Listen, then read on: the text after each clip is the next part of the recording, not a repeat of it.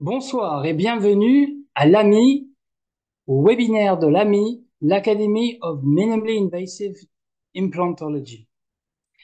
Nous avons l'honneur ce soir de rencontrer et d'entendre le docteur Paul Guerrier, un omnipraticien en clinique privée à Montélimar avec une spécialité en implantologie, mais bien sûr passionné du minimalement invasif. Bonsoir docteur Guerrier, je vous passe la parole.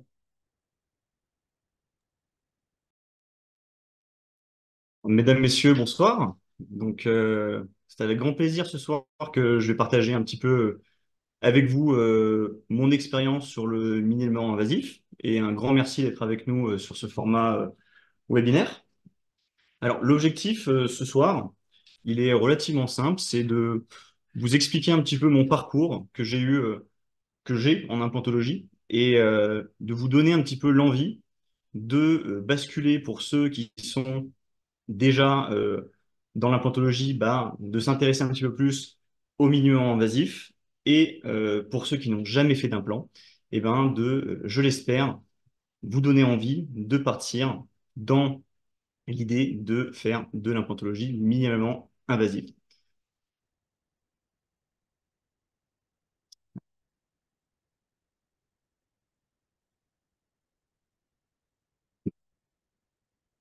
Et là, ça marche, c'est bon, ça fonctionne. Alors, l'objectif aussi, il n'est pas de parler que de moi, hein, que de mon expérience, mais vraiment, c'est ce que je vous ai dit au début, c'est vraiment de vous donner cette envie hein, de vous lancer. Puisque quand on va sortir de la faculté ou de notre exercice, quand on a l'habitude de faire de l'implantologie conventionnelle, on se retrouve dans deux options. Alors, la première, c'est faire du traitement implantaire, ce que j'appelle invasif, donc c'est le traitement conventionnel. Hein, donc, c'est vraiment le gros des formations qu'on va retrouver. Et puis, on aura aussi la possibilité de faire, maintenant, c'est un peu plus, on va dire, d'actualité, du traitement implantaire minimalement invasif.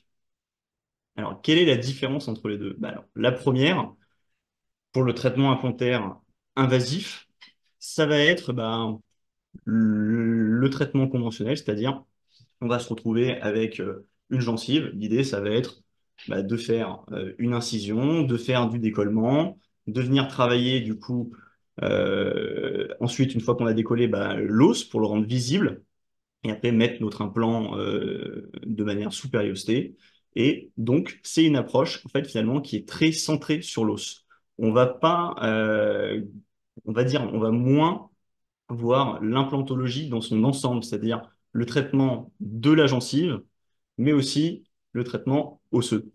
Donc, c'est pour la raison pour laquelle ce soir on échange, c'est en fait qu'est-ce que c'est que le traitement minimalement invasif et donc globalement le système AMI et ce soir avec IBS, du coup puisque ce sont les implants que je pose et ce sont eux qui m'ont amené à l'implantologie minimalement invasive.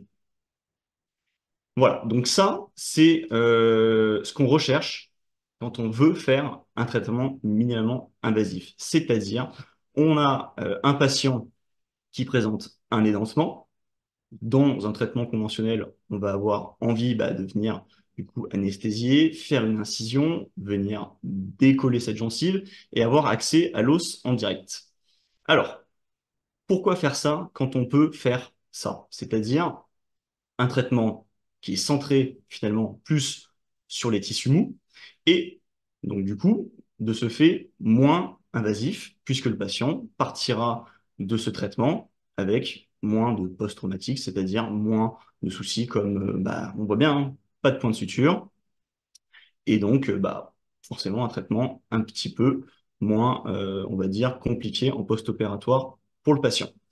Et tout l'intérêt de ce petit webinaire de ce soir, c'est ça, c'est de comprendre que l'implantologie, ce n'est plus un traitement qui est réservé aux spécialistes, mais un outil de l'omnipraticien pour répondre aux besoins de ses patients.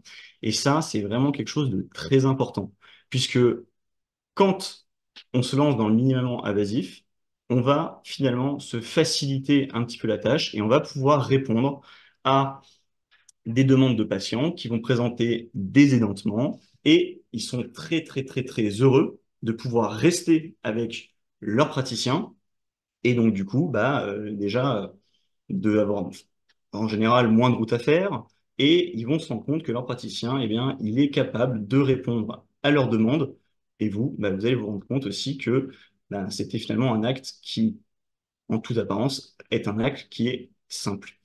Et bon, attention, c'est vrai que c'est important de se former, de faire de la théorie. Aujourd'hui, je ne vais pas aborder des aspects extrêmement théoriques, mais justement aider de vous, pour ceux qui n'ont jamais posé d'implant, de vous donner confiance et de vous dire bah, que c'est quelque chose dans l'omnipratique qu'il faut ajouter à votre exercice.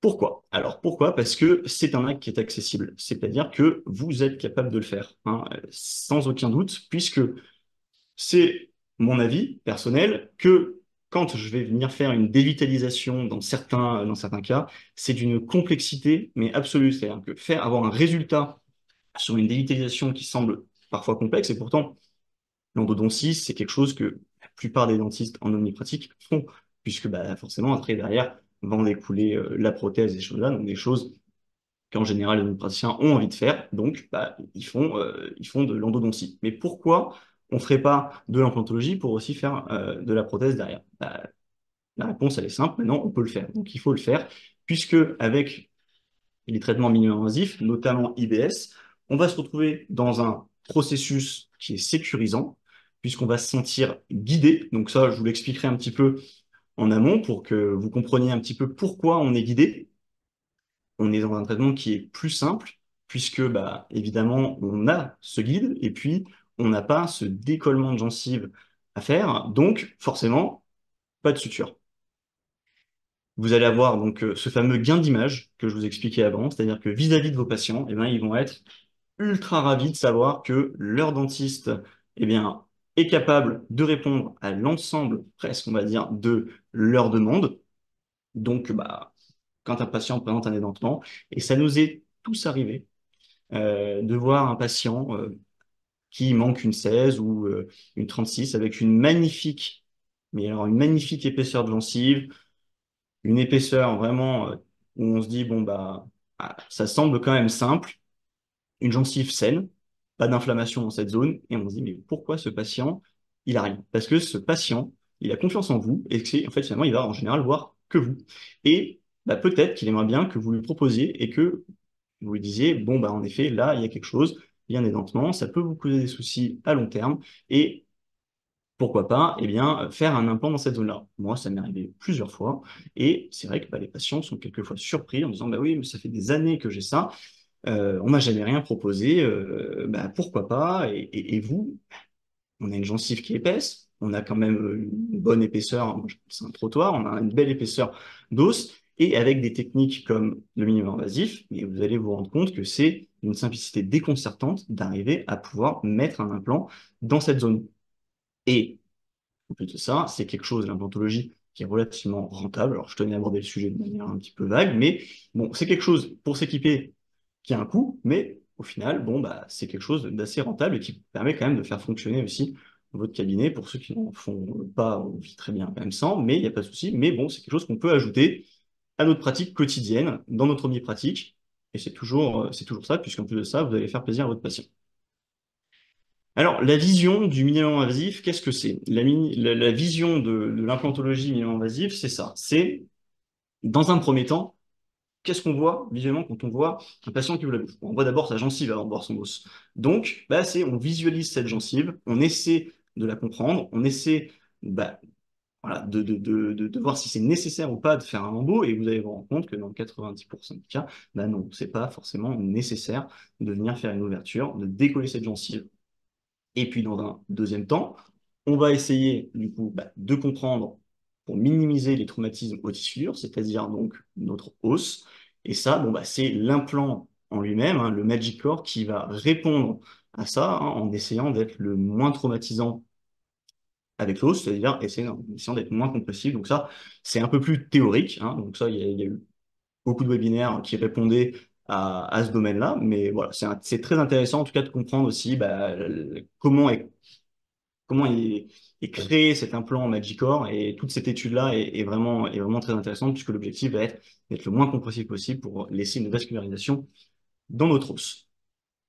Réduire le nombre d'interventions, ça c'est très important puisque quoi qu'on en dise, quand on va faire une intervention conventionnelle avec un lambeau, un décollement de gencive, eh bien, on a à la fin de tout ça, eh bien, des points de suture à faire, ce qui veut dire qu'on va revoir notre patient pour lui retirer ses points de suture.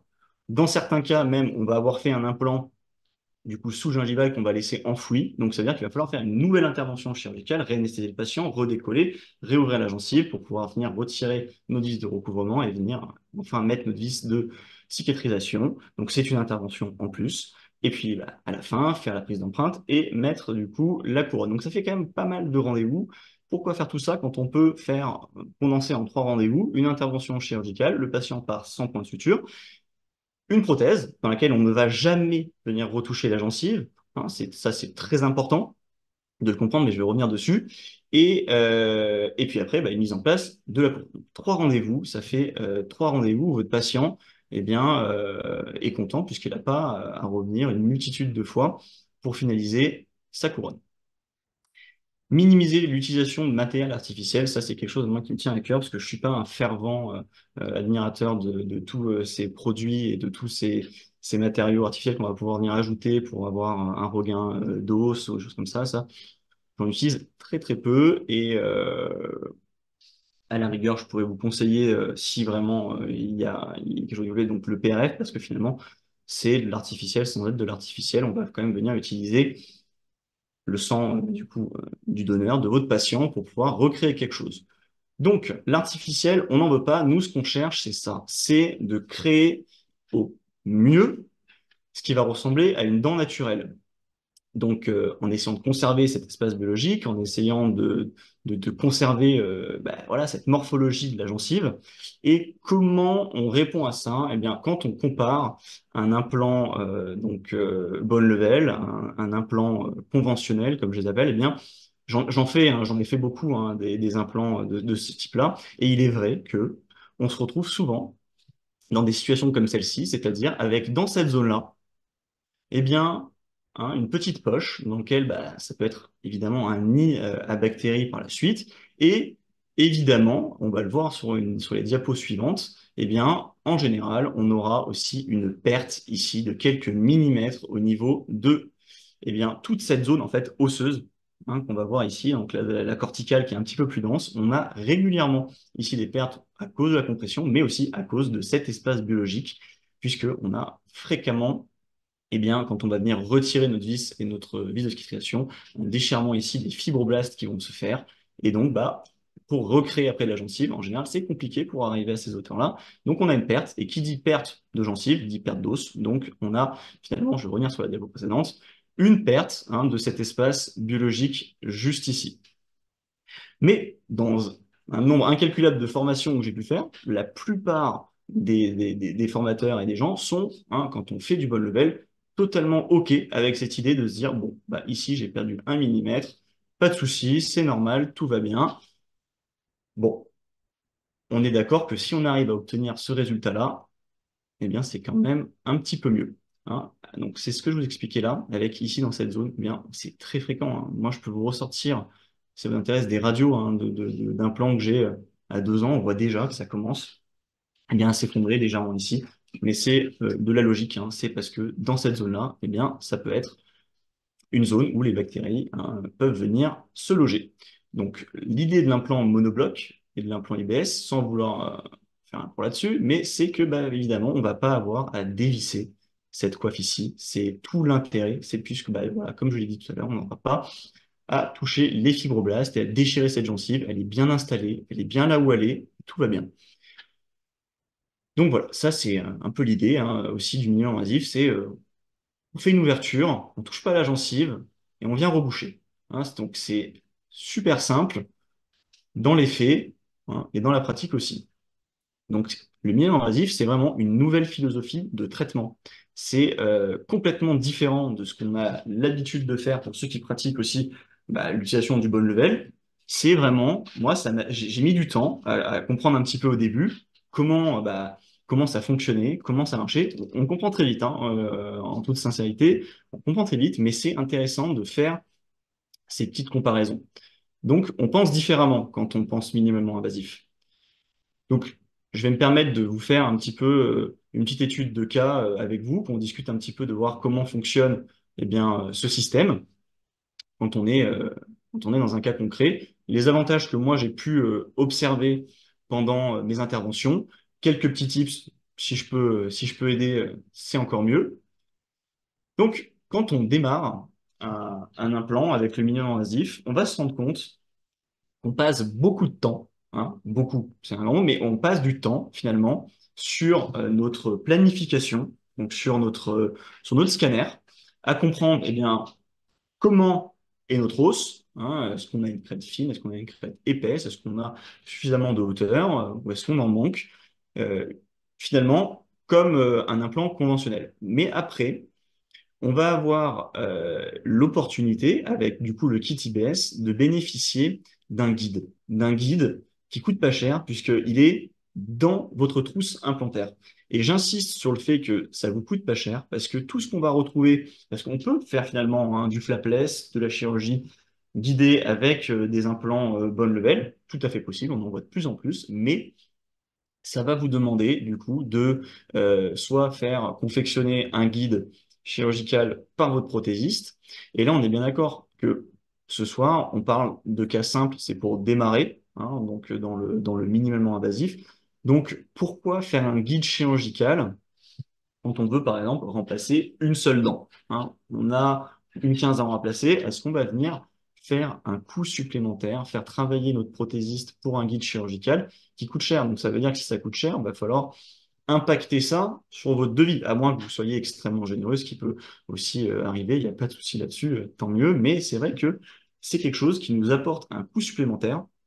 Et si on peut l'éviter, eh bien, ça me semble être une bonne solution, d'autant plus que ici, tout est fourni pour qu'on puisse avoir, eh bien, cette idée de guide chirurgical, pour moi, j'appelle ça une intervention naviguée, c'est-à-dire que c'est finalement, on va le voir, ce petit pin juste là, qui va nous permettre, pendant l'intervention, donc grâce à un scanner, c'est-à-dire que notre patient, on voit, hein, on va lui demander, donc après avoir bien étudié, bien avoir pris connaissance de nos scanners, bah, d'ouvrir la bouche pour pouvoir faire notre premier forage et venir donc mettre notre pins, comme on le voit juste ici, et on va lui demander d'aller faire un scanner, donc un scanner plume, un scanner extrêmement rapide, hein, pour avoir la qualité, elle n'est pas forcément importante, mais pour avoir cette image-là.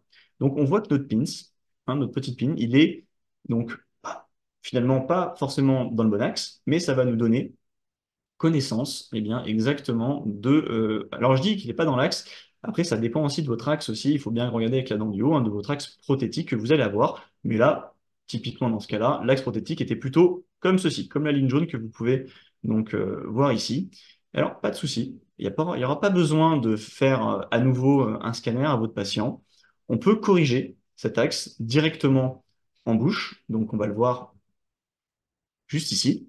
Hein, on le voit bien, et ça, c'est au début, c'était un peu une crainte que j'avais, c'était en me disant, bon, bah, si mon pin, s'il n'est pas tout à fait droit, comment je fais? Est-ce que je dois refaire à nouveau eh bien, un scanner?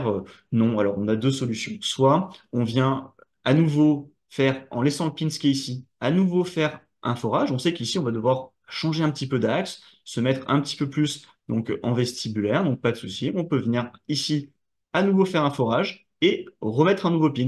Et visuellement, on va s'en rendre compte très facilement.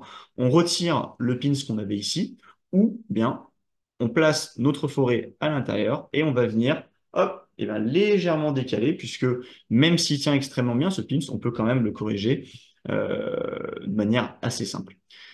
Donc on en vient à la deuxième étape, qui va être de faire notre premier forage, donc avec des forêts qui sont conçues pour hein, venir se mettre autour du pin et de venir tourner. Donc, on a un axe qui est bah, finalement de ce pin qui est finalement notre guide et qui va nous permettre de manière assez simple de venir hop, faire notre forage. Et évidemment, bah, les forêts sont millimétrées, puisque en amont, on aura pendant l'intervention, hein, calculer la hauteur de gencive et on pourra aussi bah, calculer la hauteur de gencive via notre scanner. La plupart du temps, on a quand même un visuel, hein, ça aide quand même pour pouvoir calculer, puisque c'est un implant monobloc, c'est un implant qui est finalement sur mesure et on va pouvoir, grâce à finalement la technologie qu'on a en 2024 avec le scanner et aussi une simple sonde parodontale, pouvoir calculer eh bien, notre hauteur de gencive. Et ça, c'est extrêmement simple, d'autant plus que au début, ça pareil, c'était quelque chose qui m'inquiétait énormément. Je me disais, bon, si j'ai mis trop de hauteur de gencive, j'ai mal calculé, qu'est-ce que je fais? J'enlève mon implant, je le mets à la poubelle. Non, on peut enfouir un petit peu, il n'y a pas de souci, ça pardonne, ça m'est arrivé plusieurs fois. Il vaut mieux, à mon sens, voir un petit peu plus court, quitte à enfouir, parce que finalement, l'implant, on va avoir tendance à enfouir un petit peu cette cuve, cette crête qui est juste ici, hein, la coiffe de l'implant, à bien la mettre un petit peu sous gencive pour pouvoir avoir un résultat un peu plus esthétique. Donc voilà, donc quand on a fait notre premier forage, on va du coup retirer le petit pin qui est juste ici et on va, moi personnellement, je vais changer de forêt. J'ai plusieurs forêts à disposition, ça me permet d'avoir un gain de temps et de pouvoir après tout de suite faire mon deuxième petit forage et pouvoir après par la suite mettre mon implant. L'objectif d'IBS, ça c'est un objectif que j'ai toujours eu avec tous mes implants, que je fasse du bone level ou du tissu level, c'est que quand on fait ouvrir la bouche au patient, c'est pour faire les choses de manière, il faut que tout soit clair. C'est-à-dire que vous avez déjà préparé en amont avec votre scanner, vous avez votre guide, hein, via le PIN. Donc, chaque mouvement qu'on va faire, il est clair. On l'a en tête. Donc, le patient ouvre la bouche et on peut immédiatement passer notre premier forage, changer de forêt, faire notre deuxième forage, mettre notre implant. C'est une intervention pour un implant unitaire qui est extrêmement courte. C'est obligatoirement plus court que le bone level, puisque à la fin, on n'aura pas de suture. Quoi qu'on en dise, les sutures, si on veut bien les faire, ça prend du temps. Si on veut bien remettre les berges, faire les choses vraiment extrêmement proprement, eh bien, ça prend un petit peu de temps. Donc là, bon, il y a un gain de temps et c'est extrêmement confortable pour vous et surtout pour le patient. Donc ça, vraiment cas typique. Donc un édentement dans cette zone. Après, bon, on a rarement autant de gencives, on a rarement autant d'os, excusez-moi. Mais ça peut être par exemple un super premier cas pour débuter, puisque on a vraiment beaucoup d'os, euh, un axe qui va être relativement simple à trouver. Donc ça serait dommage de passer à côté de cas comme ça. Si vous êtes omnipraticien, vous n'êtes toujours pas lancé dans l'implantologie, ça serait fortement dommage bien, de rater un cas comme ça, j'ai envie de dire, puisque votre patient, il serait très satisfait, à mon avis, de le faire avec vous et d'avoir la possibilité de remplacer sa dent dans cette zone-là. Puisque vous allez lui expliquer, d'autant plus, ça, c'est tout l'avantage d'IBS, c'est que vous allez pouvoir avoir un discours extrêmement rassurant. Le patient, il va se dire, bon, je vais pouvoir faire un implant, je vais repartir sans point de suture, on va pas m'ouvrir la gencive. Finalement, j'ai déjà eu des soins en bouche, je me suis déjà fait enlever une dent, ça me semble moins agressif, ça me semble moins pénible que de me faire enlever une dent, puisqu'il a bien fallu l'enlever, cette dent, avant de pouvoir mettre l'implant. Et les patients sont vraiment très souvent rassurés si vous avez le bon discours. Et le bon discours, vous allez voir qu'une fois que vous aurez fait votre premier implant et que vous serez rendu compte de l'efficacité de cette technique, eh bien, le discours, il va se faire tout seul. Le discours, vraiment, vous allez pouvoir, vous comprenez ce que vous faites, bah, vous allez pouvoir être très rassurant vis-à-vis de votre patient. Donc voilà, ça, c'est une petite radio post-opératoire. Donc, je vais vous parler assez rapidement de mon histoire avec IBS, comment moi je suis rentré dans le monde, j'ai envie de dire, du minimum invasif, et donc surtout avec IBS. Ben, ça a commencé parce que je faisais beaucoup de bonne level et je me retrouvais, c'était une situation délicate. J'avais un patient avec une crête extrêmement fine. Je savais pas trop comment gérer ce patient. Alors, est-ce que je dérivais un spécialiste? Est-ce que je me lançais moi avec les techniques que je connais actuellement maintenant avec IBS?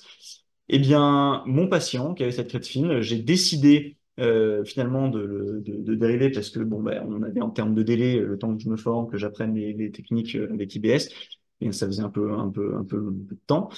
Donc j'ai décidé de dériver ce patient, mais maintenant je regrette. Maintenant c'est un patient que j'aurais pu faire, et donc allé grâce à la personne avec qui je travaille aujourd'hui qui avait le contact de Monsieur Lafont et de Régis Legal. Donc j'ai pu aller les voir. Ils m'ont gentiment proposé de venir les voir à Lyon et j'ai pu bah, voilà, voir une intervention et j'ai été extrêmement surpris parce que le cas n'était pas simple et j'étais vraiment extrêmement surpris de l'efficacité de leur technique. Vraiment, commencer, je me suis dit, déjà fini, c'était impressionnant. Et puis on a pu en plus suivre le cas par la suite et un résultat vraiment optimal. Et je me suis dit, bon, je peux pas passer à côté de ça, il faut que j'apprenne, et il faut que je me lance. Donc ça, c'était pour la petite histoire courte avec IBS. Donc voilà, c'était un cas qui ressemblait un petit peu à ça.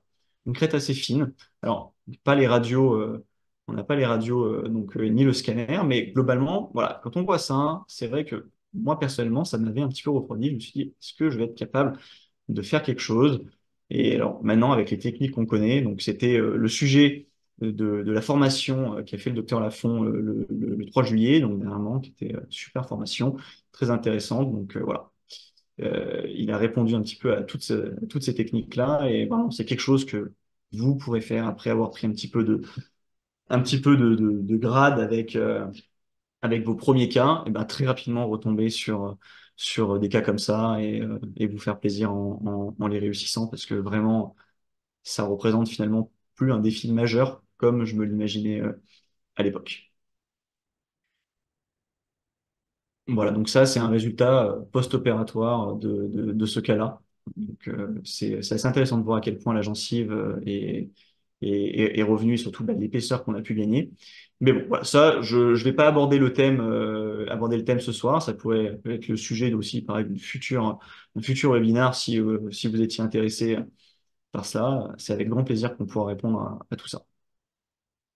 Donc la prothèse, elle est pareil, hein, c'est très simple puisque ben, on a directement sans avoir à gérer, puisque en fait, la hauteur de gencive et la hauteur de notre connectique a déjà été gérée en amont, puisque c'est un monobloc. Donc finalement, on va juste avoir, le jour de l'intervention, à dévisser notre petite coiffe qui était à ras la gencive, donc au niveau de la tête implantaire, faire nos empreintes, on n'embête pas le patient, on ne refait pas d'anesthésie, puisque ça m'est déjà arrivé sur du bon level, de devoir réanesthésier le patient, puisqu'on va être compressif quand on va mettre le pilier, le patient n'aime pas trop, puisque comme ça, on a dit ça dépend sur quel type de patient on tombe, mais il y a des patients qui sont plus sensibles que d'autres, et ça peut être gênant. Là, jamais une fois, j'ai été dans l'obligation de devoir mettre une petite anesthésie sur la gencive pour mon patient. Donc c'est extrêmement confortable. La prothèse est extrêmement confortable par la suite. Donc là, je vous partage un petit témoignage patient qui est très intéressant. Dans ce témoignage, j'ai un patient qui me dit merci à vous, docteur Guerrier, pour votre intervention d'implante ce matin, vos explications et votre chirurgie parfaite. Alors ça m'a fait extrêmement rire parce que ce patient, c'est un patient qui avait déjà été implanté. C'est pour ça que je vous le partage ce soir, parce que mon intervention chirurgicale, elle n'avait absolument rien de parfaite. C'est-à-dire que c'est une intervention chirurgicale comme je fais à chaque fois quand j'utilise un implant IBS, mais pour le patient, elle lui a semblé parfaite parce que ça a été rapide, donc tout allait bien. Je lui dis, bah écoutez, madame, tout allait bien, l'intervention s'est extrêmement bien passée. Elle a été surprise du peu de temps qu'on a passé en bouche. Et du coup, bah, elle a eu cette sensation, puisqu'elle repartait sans point de suture, sans rien. Elle se dit, tout est parfait, tout va bien. Le docteur n'a même pas eu besoin de me suturer, même si je l'avais déjà expliqué avant comment toutes les choses allaient se passer. Elle s'est rendue, elle a eu cette sensation que la chirurgie était extraordinaire. Mais elle a rien d'extraordinaire. C'est-à-dire que quand vous allez faire une chirurgie, finalement, c'est la technique employée, c'est le minimalement invasif, c'est cette technique de ne pas venir faire de lambeaux quand il n'y a pas de nécessité de faire de lambeaux, de ne pas appuyer, de ne pas forcer sur le patient. C'est toute cette technique-là qui est parfaite et c'est ce que, je l'espère, vous allez prochainement faire si vous ne le faites pas déjà. C'est tout l'intérêt de ma petite histoire de ce soir, c'est que vous vous lanciez là-dedans et que bah, vous allez le voir, des mails comme ça, vous allez en recevoir. C'est une certitude. Vous allez en recevoir plus souvent que vous ne le pensez. Voilà, donc je tenais à vous remercier pour votre écoute. Et je vous ai partagé, si vous avez des questions, si vous voulez vous lancer, si vous avez l'envie de faire un premier cas, eh bien, je vous fais parvenir ici mon mail. Si vous souhaitez qu'on échange au sujet bah, voilà, de toutes ces techniques-là, c'est avec grand plaisir qu'on pourra le faire. Pour un premier cas, vous pouvez m'envoyer des photos, vous pouvez m'envoyer votre scanner, tout cela, on regardera, on en discutera. Et faut vraiment se lancer, démystifier la chose. Ça reste très important que vous vous formiez. Hein, donc pour ça, il y a la formation IBS qui se tient en général à Lyon, dans lequel, alors que j'ai faite moi-même, hein, pour comprendre, hein, voir l'implant, le toucher, comprendre comment vraiment ça fonctionne, déjà pour avoir les étapes en tête, c'est extrêmement pratique. Donc voilà, je vous le laisse mon mail là. Donc n'hésitez pas, vraiment, c'est avec grand plaisir que je vous répondrai. Donc maintenant,